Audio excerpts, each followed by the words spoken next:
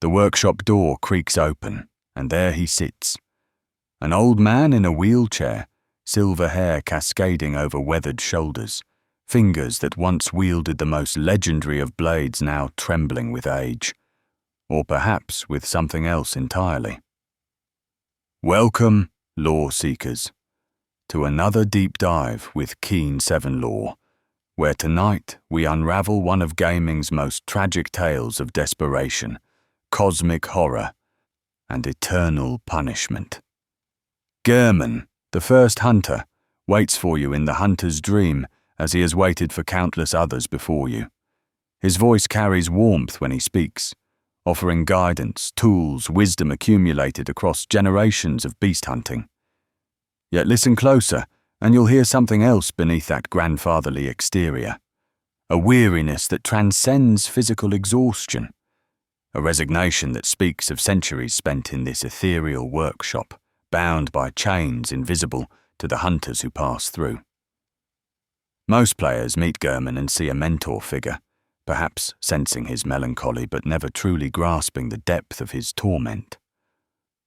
They accept his gifts, his advice, his eventual offer of mercy, and move forward through Gehrman's blood-soaked streets without understanding the terrible truth.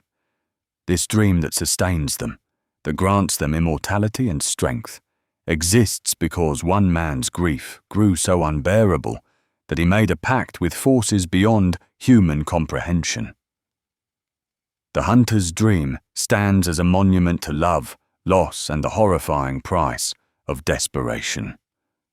Every gravestone that dots its misty landscape, every weapon that lines its walls, every echo of the real workshop it mirrors, exists because Gehrman could not accept death's finality. He reached out to the cosmos itself, and the cosmos answered.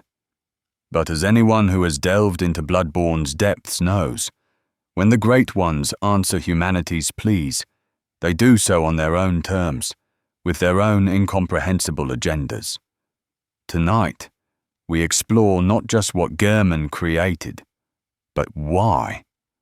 We'll journey through the glory days when he stood as Gehrman's greatest champion, witness the tragedy that broke his spirit, and uncover the true nature of his bargain with the moon presence. Most importantly, we'll understand why this legendary hunter spends his few waking moments begging for death, pleading with friends long gone to release him from a prison of his own making.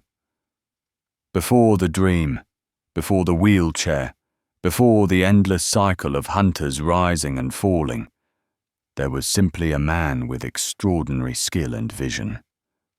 Gehrman didn't begin as the broken guardian we encounter. He was an innovator, a teacher, a beacon of hope in humanity's darkening hour. The transformation from hero to eternal prisoner didn't happen overnight. It was a slow descent, marked by victories that turned hollow, relationships that crumbled, and choices that seemed right until their true cost became clear. To understand why Gehrman created the hunter's dream, we must first understand what existed before it. Picture Gehrman in its earlier days, when the healing church's blood ministration was still viewed as miraculous rather than cursed. The beast scourge had begun its insidious spread, but it remained manageable, contained to dark corners and moonless nights. The city needed protectors, and Gehrman answered that call with revolutionary fervor. The workshop, the real one that would later serve as the dream's template, buzzed with activity and innovation. Gehrman's hands, steady and sure, crafted weapons unlike anything the world had seen. The concept of trick weapons, those magnificent tools that could transform mid-combat, emerged from his genius. The burial blade, his masterpiece, could shift from a curved sword to a massive scythe with mechanical precision. These weren't just weapons. They were works of art, extensions of the hunter's will made manifest in steel and intricate clockwork. But Gehrman's true gift wasn't in metallurgy or engineering. It was in teaching. He possessed that rare ability to identify potential in others and nurture it to full bloom.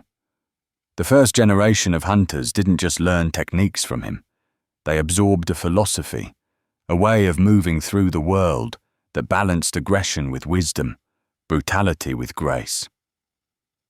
The workshop became a school, a brotherhood, a family bound by shared purpose and mutual respect. Among his students, several names would echo through history. Lawrence, brilliant and ambitious, who would go on to found the Healing Church. Ludwig, whose strength and honor would make him a legend in his own right. And then there was Maria, Lady Maria of the Astral Clock Tower. Even speaking her name now, knowing what we know, carries weight. She wasn't just another student to Gehrman. She was his finest pupil, the inheritor of his techniques, the one who understood not just the how, but the why of the hunt. The historical records, scattered through item descriptions and environmental storytelling, paint a picture of those early days. The workshop operated with church sanction but maintained independence. Gehrman's hunters were specialists, called upon when the regular church hunters faced threats beyond their capabilities. They delved into the darkest corners of Gehrman and beyond, tracking beasts that had grown too powerful, too cunning for conventional methods. Gehrman himself led many of these expeditions. The burial blade's description confirms he was an avid practitioner of his own techniques, not just a teacher observing from safety. He faced the beasts directly, learned their patterns, understood their nature in ways that pure theory never could provide. This practical experience informed his teaching, giving his lessons the weight of lived truth rather than abstract principle. But success bred escalation. As the hunters grew more effective, the church grew bolder in its experiments. The blood ministration expanded. More citizens partook of the old blood, and with each healing, each miracle, the beast scourge spread further. What had been isolated incidents became patterns. What had been individual transformations became mass outbreaks. The hunters found themselves fighting not just beasts, but the very system that had created them. The relationship between Gehrman and Lawrence grew strained during this period. Lawrence, now vicar of the Healing Church, pushed for more aggressive expansion of blood healing. He spoke of evolution, of humanity ascending to something greater. Gehrman, who had seen too many hunters fall to beasthood, urged caution. Their friendship, once unshakable, began to fracture along ideological lines.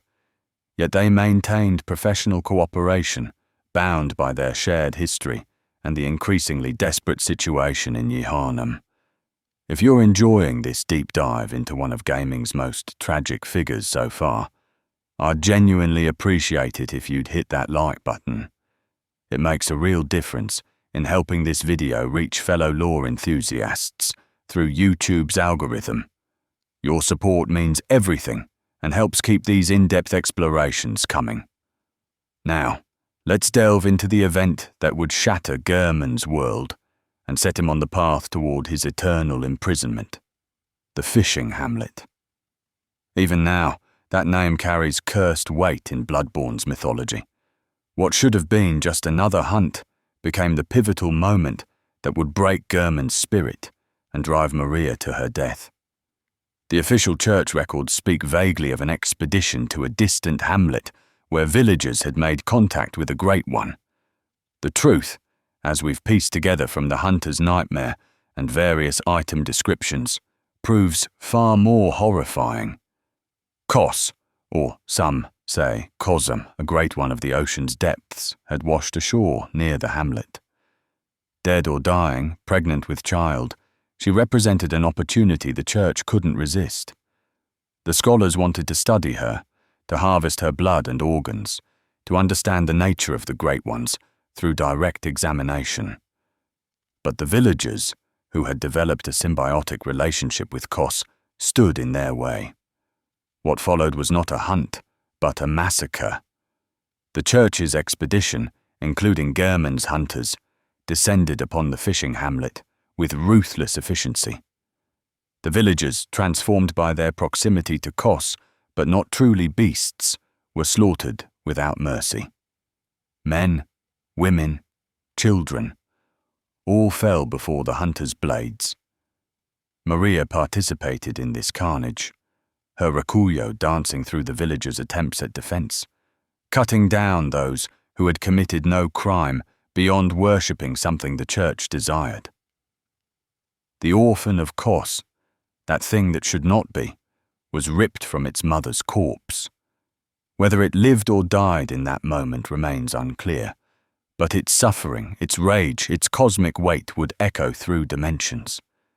The curse it laid upon the hunters was immediate and eternal. Every hunter who participated in the hamlet's destruction would find their consciousness trapped after death, pulled into the hunter's nightmare to relive variations of their sins forever. Maria's reaction to the Hamlet massacre was immediate and devastating. The woman who had been Gehrman's star pupil, who had embodied everything noble about the hunt, could not reconcile what she had done. The rakuyo, her beloved weapon, a gift that connected her to her Canehurst heritage, became a symbol of her shame. She cast it into a well in the fishing hamlet, rejecting not just the weapon but everything it represented. But discarding the rakuyo wasn't enough to quiet her guilt.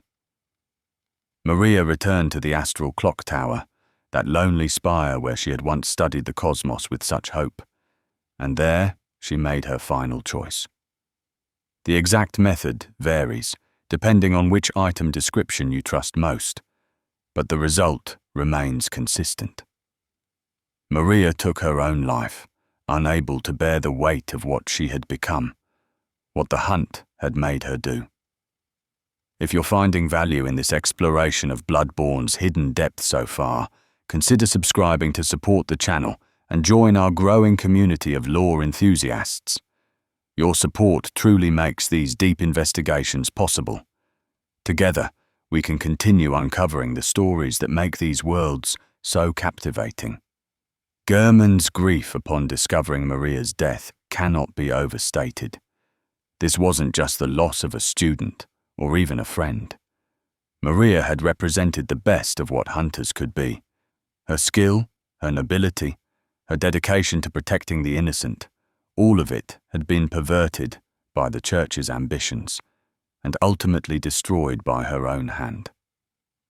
The guilt Gehrman felt, knowing he had trained her for this fate, knowing he had led her to the fishing hamlet, consumed him entirely.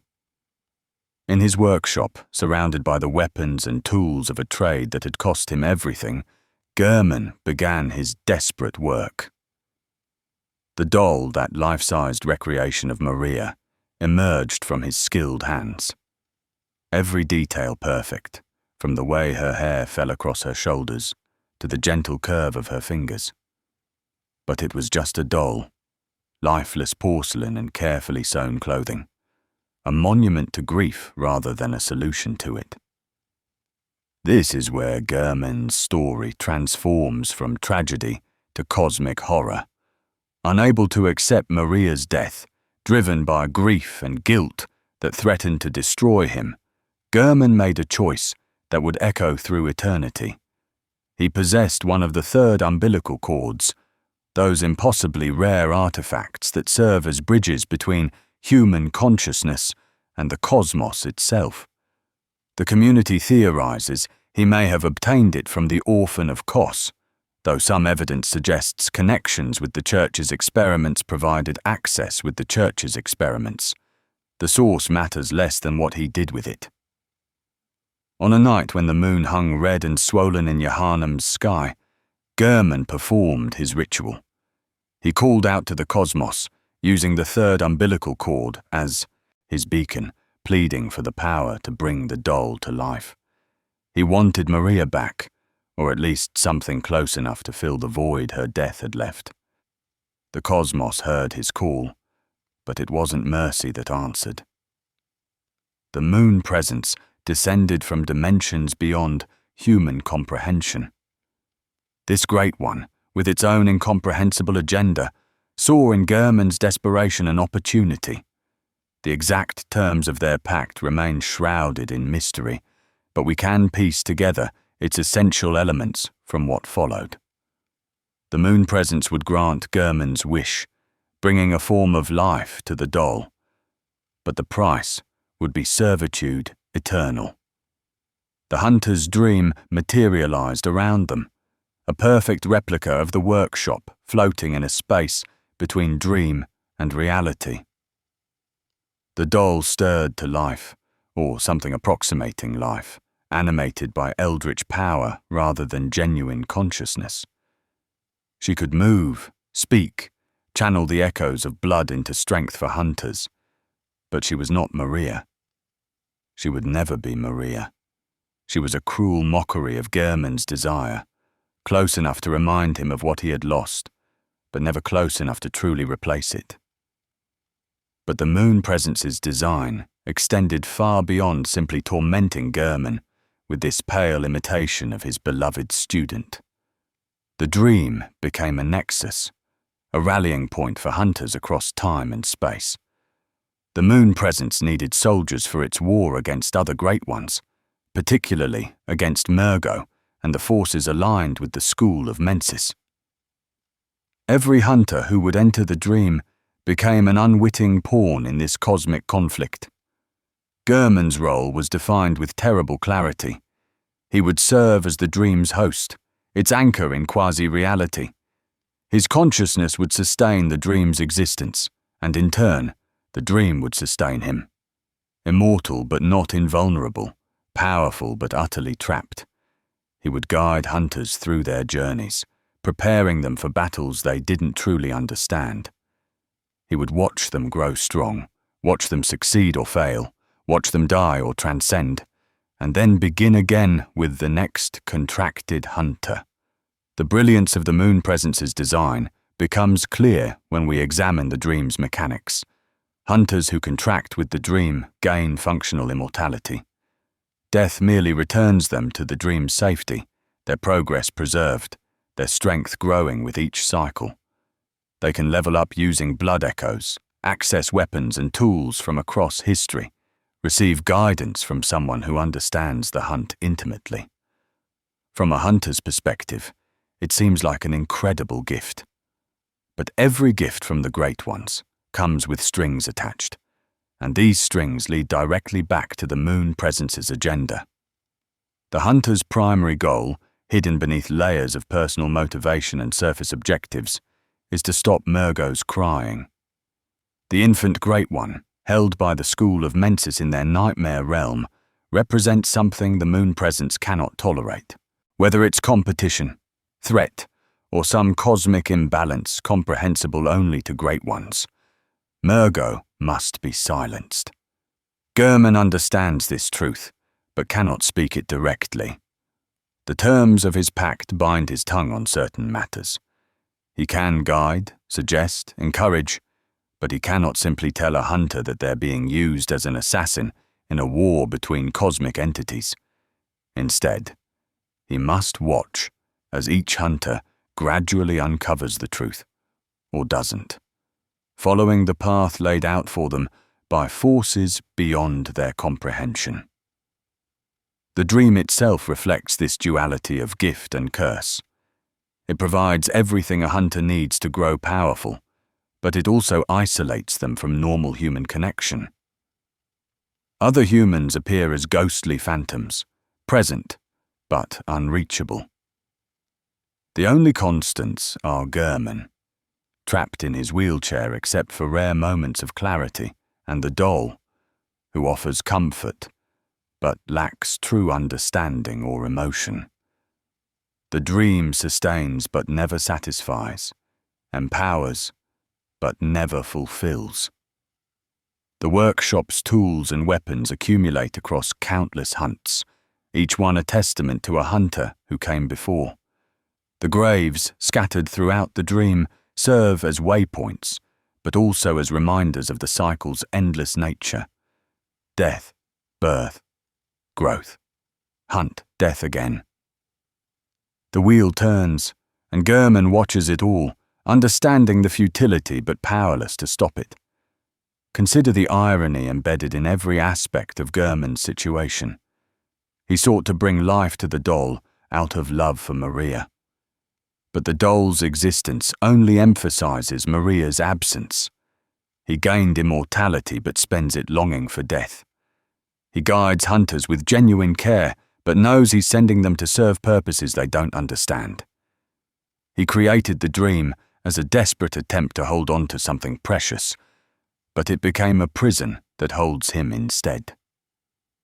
The few moments when we see Gehrman sleeping reveal the true depth of his torment.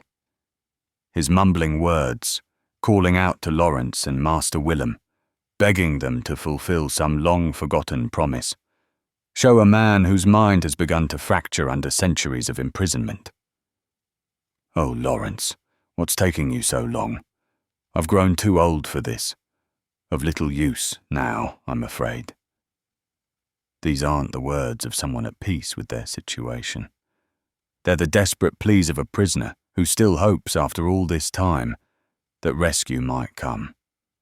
But Lawrence is long dead, transformed into the first cleric beast, his consciousness trapped in the hunter's nightmare. Master Willem sits petrified at Byrgenwerth, his body barely alive, his mind expanded beyond human recognition. The help Gehrman waits for will never come, because those who might have freed him fell to their own obsessions and transformations long ago. He is truly, utterly alone, except for the doll and the parade of hunters who pass through the dream. The doll herself represents another layer of tragic irony. When animated, she speaks with unfailing kindness and offers genuine comfort to hunters.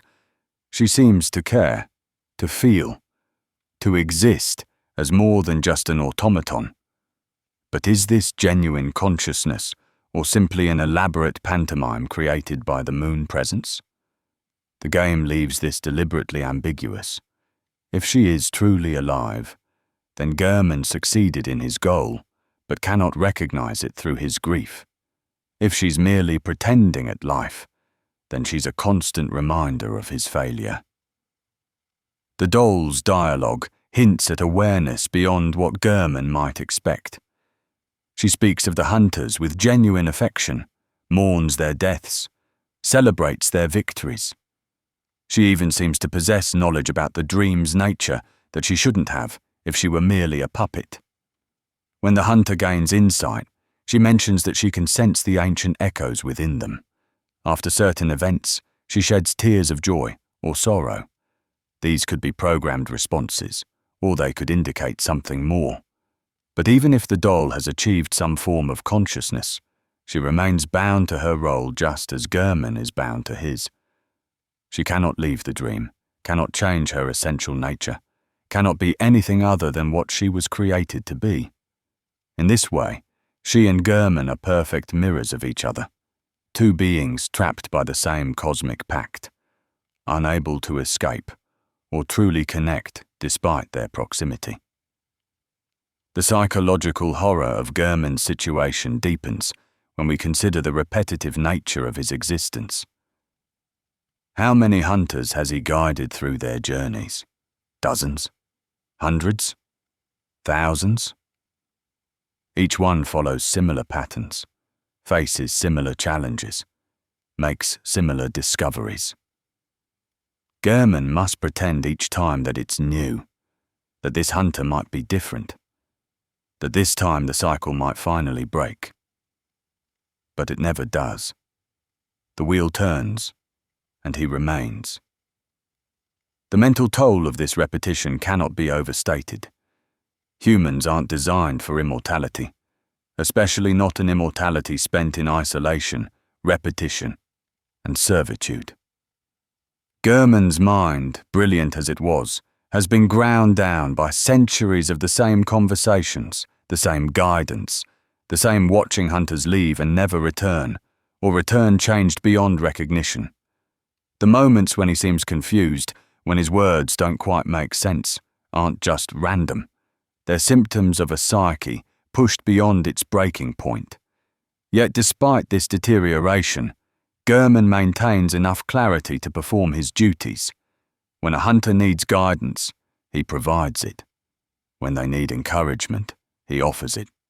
When they've completed their task and seek release from the dream, he offers them mercy, even though it means beginning the cycle anew with another hunter. This persistence speaks to either incredible willpower or complete institutionalization, and perhaps there's no longer a difference between the two. The workshop itself, that perfect recreation of Gehrman's former life, serves as both comfort and torture. Every tool, every weapon, every corner, Lang, reminds him of who he used to be, what he used to have.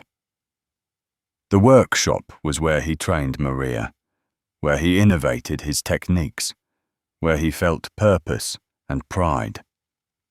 Now it's a museum to a life he can never return to, preserved in dream logic forever.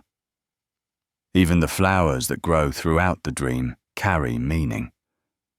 The white flowers, possibly lumen flowers, connect to the themes of transcendence and escape that permeate Bloodborne.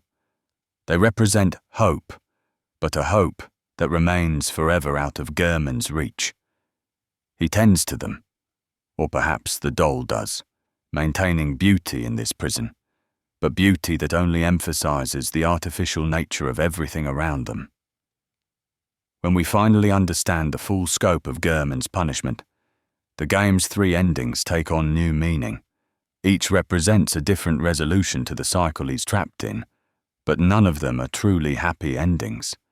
They're simply different flavors of tragedy, different ways the cosmic horror can resolve.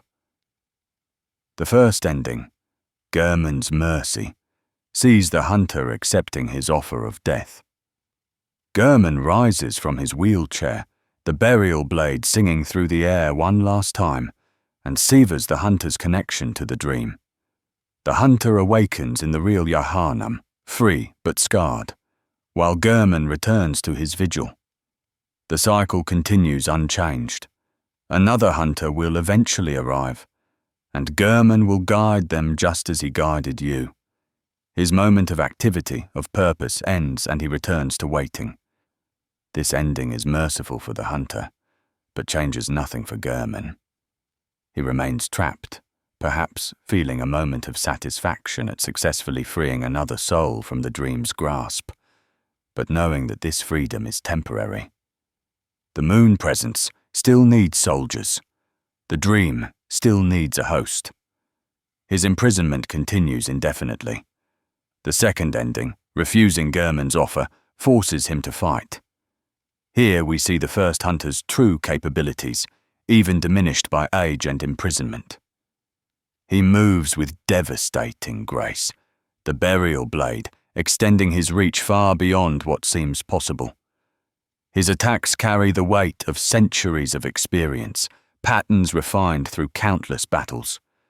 But he's also desperate, fighting not to win, but to free you from sharing his fate. When defeated, Gehrman seems almost grateful. You must accept your death. Be freed from the night. These might be his last words as himself before the moon presence intervenes. The cosmic entity descends, embraces the hunter, and the cycle begins anew with a new host for the dream.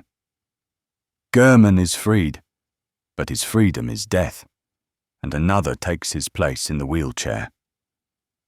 The system perpetuates itself, unchanging. The third ending, achieved by consuming 3 third umbilical cords and gaining enough insight to resist the moon presence, represents the most dramatic shift. The hunter fights and defeats the moon presence itself, but victory doesn't mean freedom. Instead, the hunter transforms into an infant great one, transcending humanity entirely. The doll picks up this newborn cosmic entity, promising to care for it. But what does this really mean?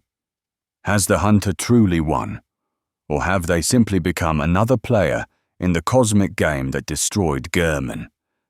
They've evolved beyond human understanding, but at what cost? The dream might continue or dissolve. Gehrman's fate in this ending remains ambiguous, and the hunter has become something that can no longer relate to the humanity they sought to protect. Each ending reflects different philosophical approaches to Gehrman's tragedy. Accept the system and perpetuate it. Fight the system and replace it with yourself, or transcend the system entirely at the cost of your humanity.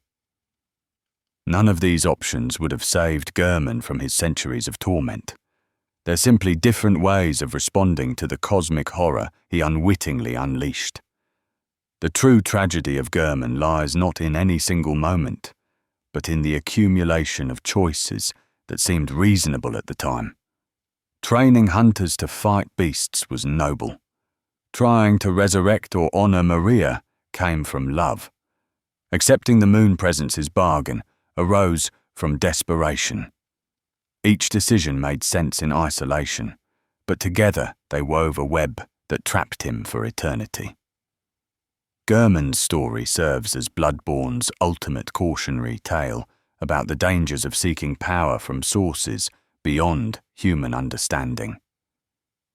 The great ones don't think like humans, don't value what humans value, don't understand mercy or suffering in ways we can comprehend. When Gehrman called out to the cosmos, he expected something that could understand his grief and desire.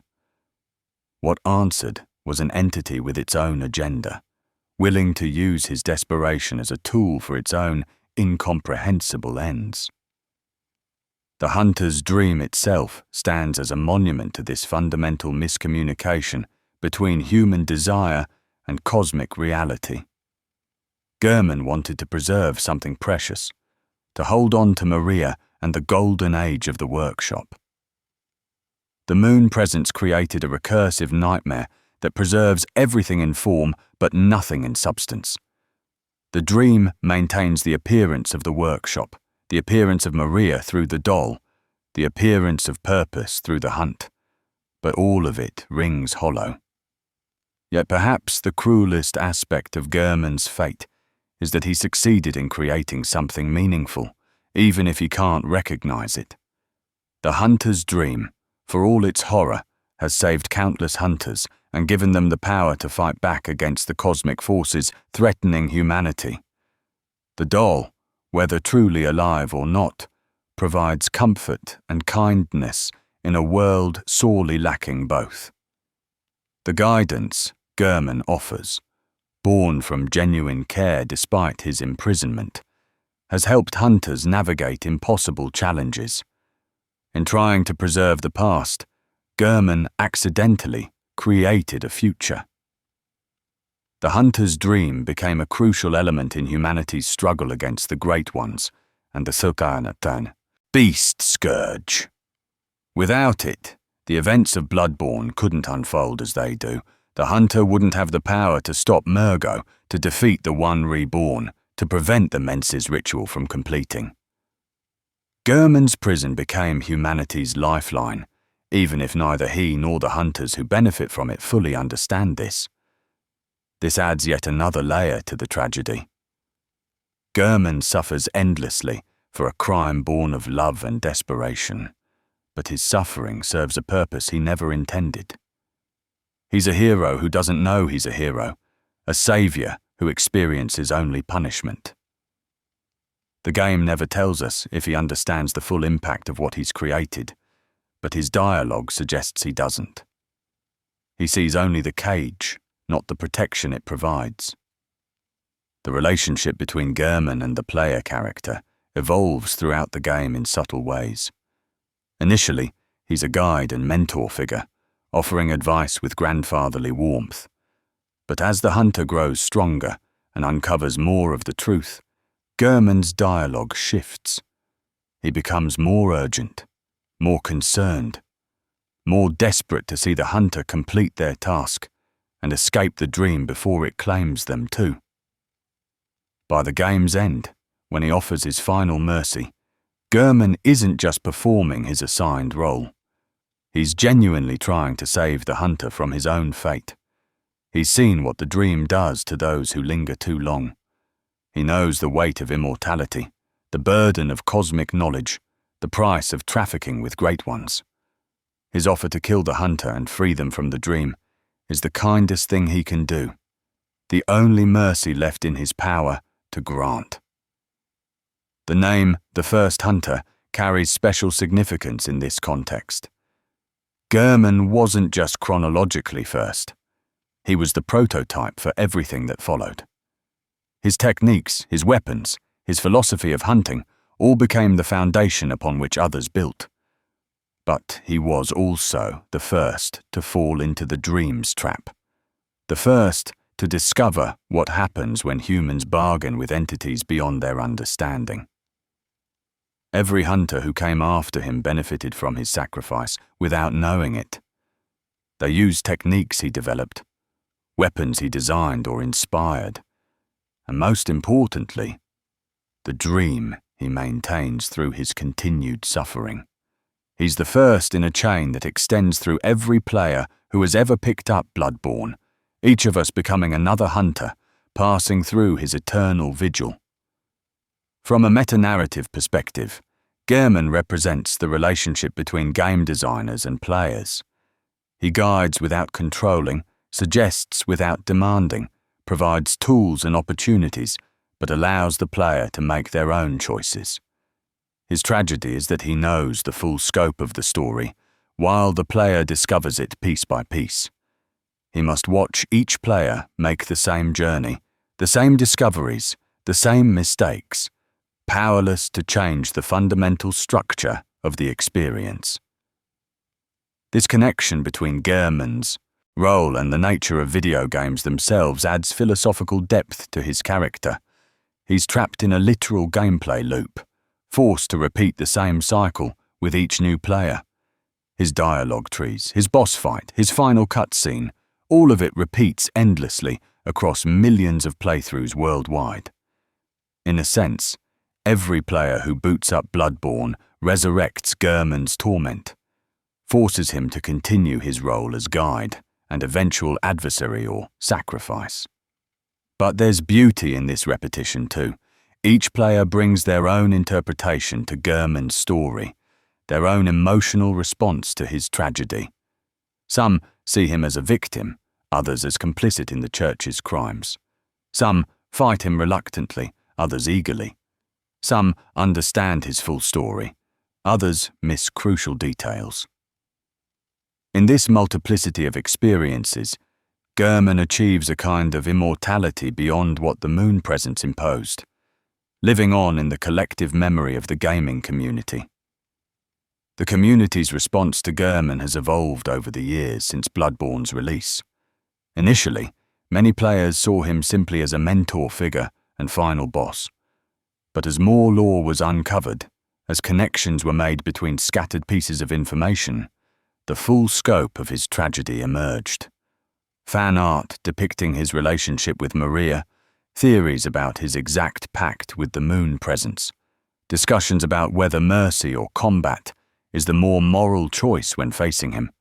All of this demonstrates how deeply his story resonates. The voice acting for Gehrman deserves special recognition for bringing this complex character to life.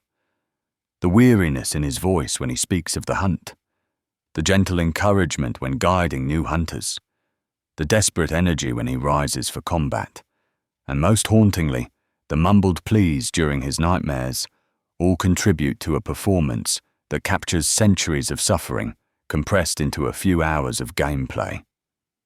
His theme music, too, tells his story without words. The piece that plays during his boss fight combines melancholy with determination, beauty with tragedy. It's simultaneously a funeral dirge and a battle hymn, perfectly capturing the duality of his situation. Fighting Gehrman doesn't feel like defeating a villain, but like participating in an elaborate euthanasia, ending the suffering of someone who has endured far too much for far too long. As we reach the culmination of Gehrman's tale, it's important to consider what his story means within Bloodborne's broader themes. The game consistently explores the idea that seeking transcendence through shortcuts, whether through blood ministration, communion with great ones, or desperate bargains, leads inevitably to tragedy. Gehrman exemplifies this theme perfectly. He sought to transcend death's finality, to bring back what was lost, and instead created a deathless existence of perpetual loss. The hunter's dream stands as perhaps gaming's most elegant metaphor for depression and grief. It's a space that seems protective and nurturing, but actually isolates and traps. It provides the tools to continue fighting, but never the ability to truly heal. It preserves memories and echoes of better times, but in forms that only emphasize their absence. Gehrman, stuck in this space for centuries, embodies the danger of being unable to let go, of allowing grief to become identity. Yet Bloodborne doesn't present Gehrman's fate as purely cautionary. There's nobility in his suffering, purpose in his guidance, and genuine care in how he treats the hunters who pass through the dream.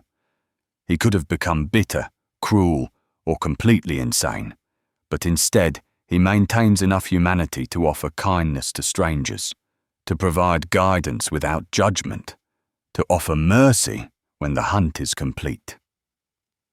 This resilience in the face of cosmic horror and eternal imprisonment speaks to something fundamentally admirable in the human spirit. The question of whether Gehrman deserves his fate has no easy answer. He participated in the fishing Hamlet massacre, trained the hunters who would commit atrocities in the name of progress, and made a bargain that unleashed the hunter's dream upon countless unwitting hunters.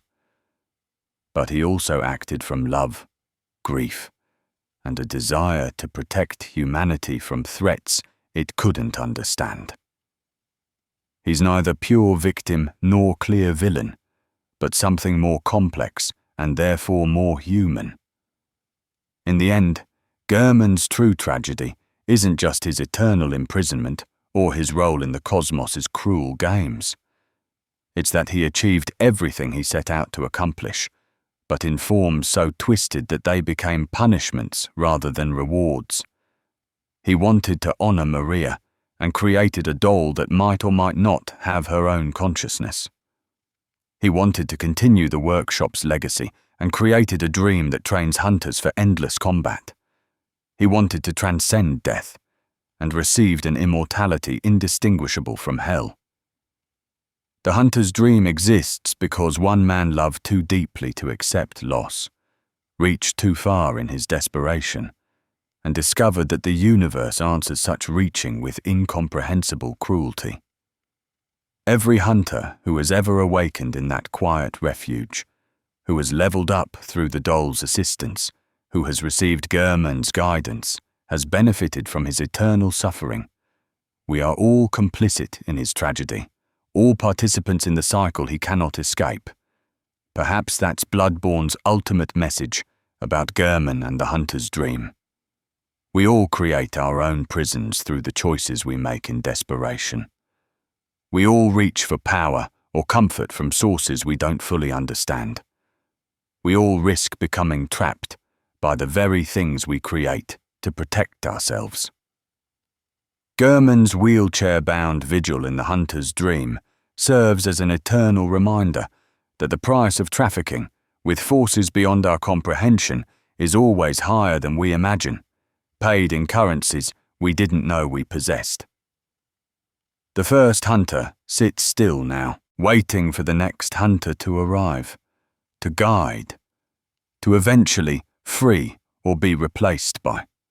His eyes, ancient and tired, have seen the cycle repeat beyond counting. His hands, which once crafted miracles of steel and death, now rest trembling in his lap. The dream continues around him, peaceful and terrible, a monument to love transformed into a mechanism of cosmic horror. And somewhere in the waking world, another hunter signs their contract, beginning their journey through Gehrman's blood-soaked streets, unaware that their power comes from one man's eternal punishment for daring to love too much to let go. Thank you, fellow lore seekers, for joining me on this deep exploration into one of gaming's most tragic figures. Gehrman's story reminds us that in worlds where cosmic horror lurks behind every seemingly benevolent gift, the greatest tragedies aren't born from evil intentions, but from human emotions pushed to inhuman extremes. If this investigation into the first hunter's eternal punishment resonated with you, please consider subscribing to join our ever-growing community of lore enthusiasts. Your support makes these deep dives possible and ensures we can continue uncovering the hidden stories that make these dark worlds so hauntingly beautiful. Until next time, remember that every dream has its price, and every hunter must eventually choose whether to wake up or become the very nightmare they sought to escape. This has been Keen 7 Lore, and may you find your worth in the waking world.